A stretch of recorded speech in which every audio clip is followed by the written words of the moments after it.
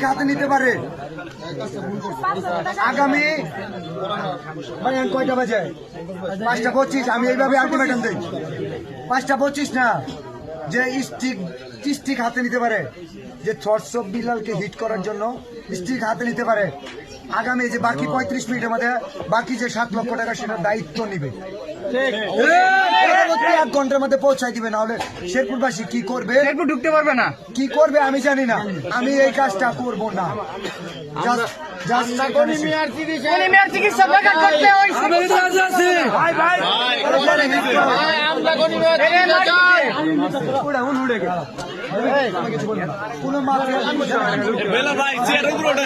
আমি ওইখানে ছিলাম ভাই,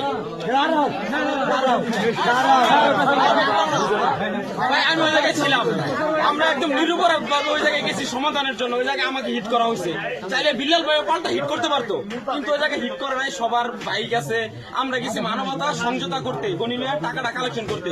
বিল্লাল ভাই আমাদেরকে ধরে রাখছে যে তোমরা হিট করো না, কারণ তোমরা হিট করলে এটা অনেক কিছু হইতে পারে। আমরা তো সন্ত্রাসী না যে আমরা হিট করবো। আমিও চাই না বিল্লাল ভাই যে আলটিমেটামটা দিছে আমাদেরকে বিনা উদ্দেশ্য করে আমাদেরকে যেহেতু হেনস্থা করা হয়েছে, তো আমিও চাই না আমাদের পুরো টিমের কাছে মাপ যাবে আর বিচার চাই শেরপুর। অবশ্যই শেরপুরবাসী। জি রাইট।